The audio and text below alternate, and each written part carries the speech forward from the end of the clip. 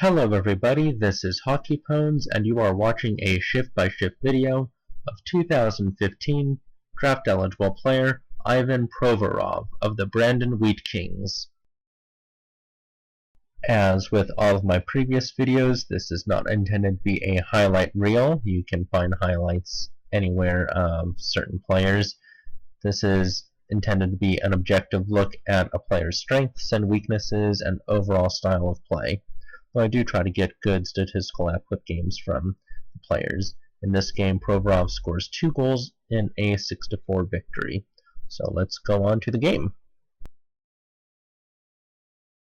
A couple things of note. First of all, I wanted to apologize for the lousy video quality. It's actually better than when I first got it. I had to touch it up a little bit, although it still looks like it was recorded on a potato. Sorry, I did the best I could for you there.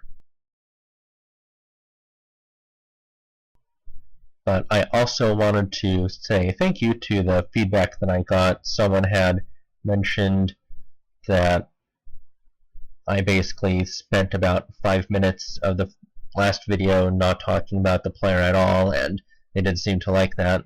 Although I can't find that comment now, I just want to let you know that I do take those comments to heart, and I appreciate that feedback, because the only way I can get better is if you tell me what I'm doing wrong. So thank you for the feedback, whether it's good or bad, and I will definitely strive to try to make better videos for you. So anyway, about the player, you'll come to find very quickly that he has a physical side to his game. In this shift in particular, he lays out 2 pretty good hits. One is actually coming up right now, and I'm going to point out the other hit in just a moment. But back about the video a little bit, the quality is just bad on so many levels. I think that it's too close to the rink so you can't see the full ice. It's a little spotty. Oh, I'm sorry, here's the hit coming up right now. Anyway, yeah, I don't like the overall quality of the video. I did the best I could just to touch upon the colors because the colors were bad and all that stuff. But overall, I think that this is an exceptional game from Provorov, and it shows his style of play, and it shows his strengths and weaknesses, or some tendencies. I don't even want to say weaknesses, but yeah, you'll have a good gauge. So I know that the video may not be the best, but I do think that it's worthwhile nonetheless.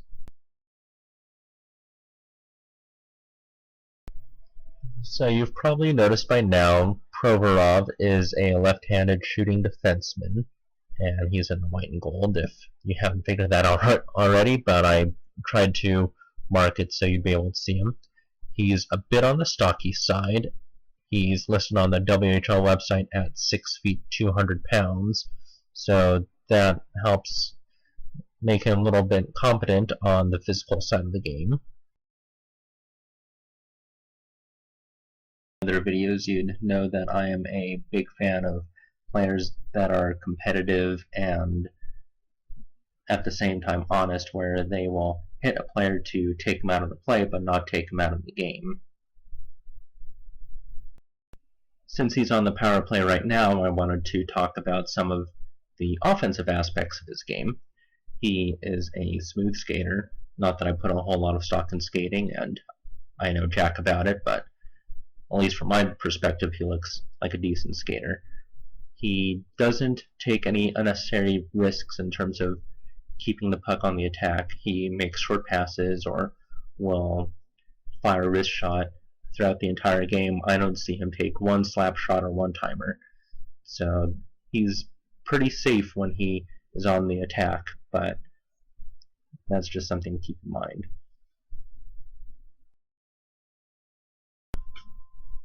Now to flop back to the defensive side of the game, this is a very good shift which entails just some of the strengths and abilities of Provorov on the defensive side.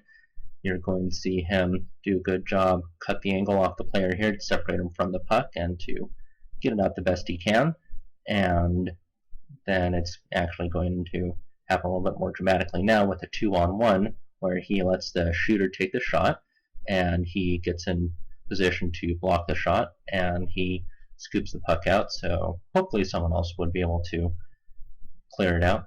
And now that he doesn't have a stick, he doesn't have a choice except he uses his body to separate the player from the puck. And that gives his team a chance to break it out. And that's just what I really like about Provorov's game. If you've followed my other videos where I list some of the things that I really look for in prospects, I like two-way play and utility. And Provorov, he is a mobile defenseman. He has some offensive skill, and I believe he's the leading defensive scorer on the team, actually. But even though he does that, he also has very good defensive instincts, and he does a good job, handling the defensive end. And for example, on the 2-on-1, he let the shooter take a shot, and he makes good commitments to check the opponent and separate him from the puck. And with all of that said, he doesn't play a dirty game. He seems to have an honest respect for the other players and for the game itself. And so I think that this is something that, as he matures, it's going to really take him far. I try not to go goo goo gaga over any particular prospect, but for him being a rookie in the WHL, and I don't know how good his English is, I actually should research that, but just his understanding of everything that I think is important, he handles it very well.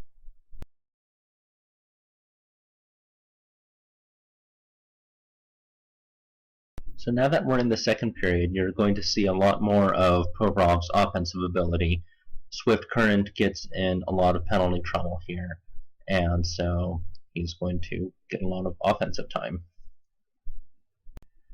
And when I talk about defensemen and their offensive abilities, I like to classify them into two separate groups.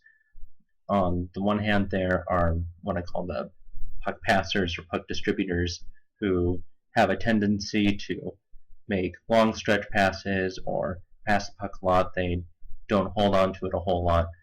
And on the other end, there are puck carriers, such as I think a good example is Drew Doughty, who likes to carry the puck out a lot on the breakout. And so it's just a stylistic difference. I'm not pointing out to criticize Provorov to say it's the wrong way, but he tends to be more of a puck carrier. He does a lot of the breakouts on his own. I don't know if that's by design from the coach or if it's just the way that Provorov learned to play, and that's how he always preferred to play the puck and play the game. But that's just something to watch out for when you watch him play. And coming up here in about 30 seconds or so, you're going to see Provorov contribute to a power play goal, even though he doesn't get credit with an assist. But after a little bit of puck movement on the point, you're going to see Provorov. He's going to take another wrist shot. As I said, he hasn't taken any slap shots or one-timers in this entire game from what I've seen. But when he gets the puck, he finds an open lane, and he fires a wrist shot, and then after the traffic, they are able to knock the puck in. This is a very short shift for Provorov here, because he's going to get credited with a power play goal. There's a little bit of delay at the face-off, but as soon as the face-off is won back to him, he's going to wait for traffic to get in front, and he's going to fire a wrist shot into the top corner. And this is another shift where it's very subtle, but it's and I hope I'm not sounding like I'm making a big deal out of it, but I really liked how Provorov, he didn't chase the puck in the corner there. He just laid back, let the issue sort itself out. I can't talk today. Well, I can't ever talk, whatever. But he let the issue sort itself out, and he didn't overcommit one way or the other. Again, he's just making very smart, simple, and subtle decisions. And coming up here, he actually has a very nice goal where he chases the puck back and he makes a break out himself. He passes it to a player and then he drives to the net and tips it in. So while he's not showing all the tools I'd like him to show, he at least is showing a variety of ways to score goals and contribute. Okay, so even though now it is 5-1 in favor of Brandon, Swift Current does a really good job, I have to admit, of mounting a comeback. As I'm talking, you're going to see the score very gradually change in the bottom left-hand corner, and it eventually becomes 5-4 before an empty net goal is scored. So I just want to point that out. I mean, it doesn't have anything to do with Provorov, but in terms of this game, it was a very entertaining game to see. Anyway, on to Provorov, just to talk a little bit about him now. It's I figured I'd talk a little bit about the player instead of just the game, but he is actually, I double-checked in between recording a couple of the scenes here, and he's actually the leading scorer among rookies in the entire WHL, and he's the third leading scorer on the team. As of this recording now, he has, let me double-check here while I'm talking, he has 34 points in 33 games. So as a defenseman and a rookie, those are really, really good numbers. So that's just something to think about when looking at this player. I mean, he's a very offensively skilled player, but again, I've also pointed out some of the defensive abilities he has, and so I think that he has a lot to offer on both ends of the ice. And I've talked about it with regarding other European-born players when I've done these videos, and of course there's always that concern of Russian going back to Russia because there's potentially more money to be earned, although that doesn't seem to be the case right now with dollar plummeting, but that's not the point. Anyways, there's always that concern of a player going back to Russia, and so I just wanted to kind of bring to everyone's attention that Provorov, he was drafted in the third round in the KHL. He was also drafted in the first round of the WHL and the first round of the USHL, and he has decided, for his own reasons, that he wanted to play in the WHL. And so when you have concerns about certain players wanting to go to Russia or not wanting to play in North America, just keep that in mind when looking at players who have those options at a younger age to play in the KHL and they still decide to stay here. So I know that there's always that concern, and who knows, in a few years he may change his mind. I mean, that happened with Kovalchuk and let's see who else. I know with the Kings they had Bud Holloway, who was a U.S.-born player, and he decided to go to Sweden. And so I'm not saying that it never happens, but when evaluating these players, try not to hold their nationality against them, especially when they've already made the very scary trip of coming over across the ocean and away from their families so they could learn the game. I don't see that to be a problem at all with Provorov.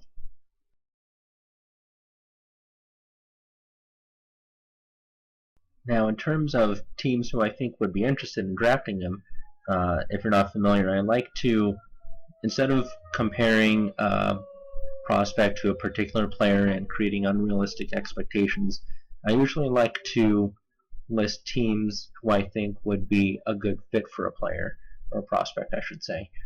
Just because I think some teams are better at developing certain aspects of some players' games and just an organizational fit. I don't want to say need because you shouldn't really be drafting by need anyway, in my opinion, but that's a discussion for another time.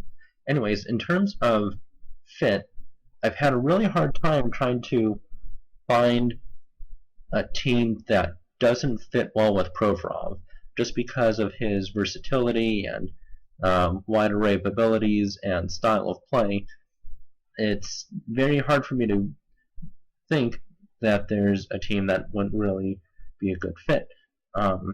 So, I mean, I guess the best thing I can think of is try to think of teams who usually or traditionally draft a lot of defensemen or are very good at developing defensemen in terms of being the best fit. And so that's pretty much the best way to look at it instead of trying to find how his style of play fits with certain teams.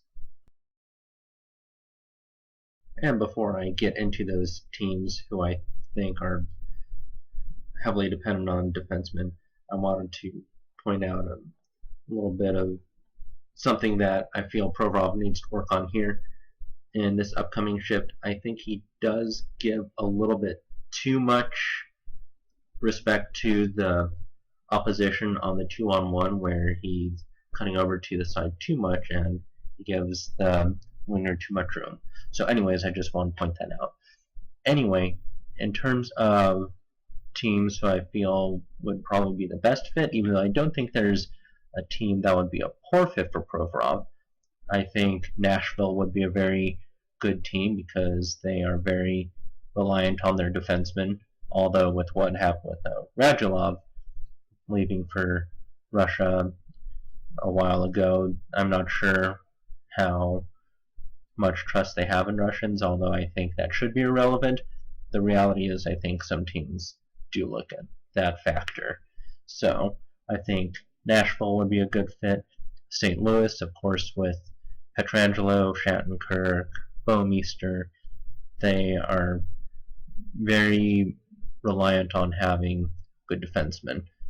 I think the Kings, I mean, that's my bias talking, but I think that with their ability to develop defensemen, I think they do a very good job. I think they'd be a good fit. Boston would be another great team where they've definitely improved on developing some of their defensemen, and you have Chara, who's going to retire soon, and gosh, I can't think of anybody off the top of my head. This is pretty embarrassing, but anyways, Dougie Hamilton, there we go, and Krug. They just do a good job developing defensemen, period. With Provorov's competitive edge, I think that he would also do really well on Calgary. Anaheim would be a very good fit too. Again, there's just not a team I can think of that would be a bad fit in terms of style of play.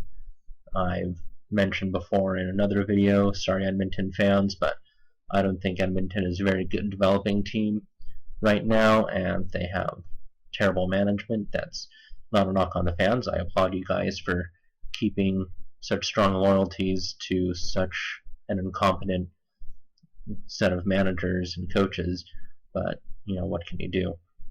Sorry, I just don't think it would be a good idea for him to go there. Although if they were to develop their system better and have a better set of managers and coaches to actually manage the players, then I think that Provorov would be a great fit with their young core of players. But that's neither here nor there. I'm not going to brag too much on Edmonton. I've already said plenty, and the poor Edmonton fans have heard enough probably from everybody else. So anyways,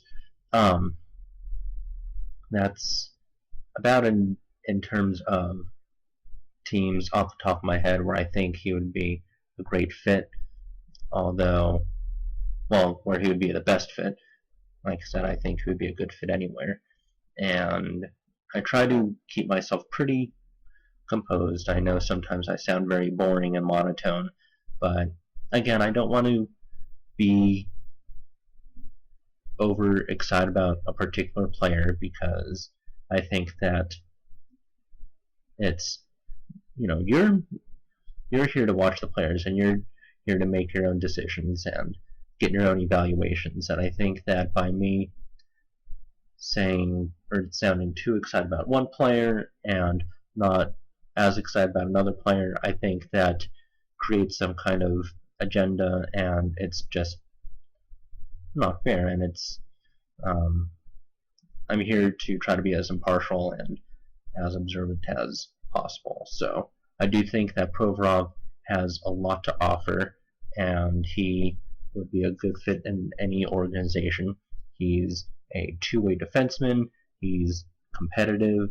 He rushes the puck. He's still got a lot to learn in terms of timing and giving his opposition, controlling those gaps. But he's learning. He's young. He's 18. What can you do? But anyway, we are getting close to the end of the video here, so I want to thank you all again for watching another video, and I hope to see you again soon.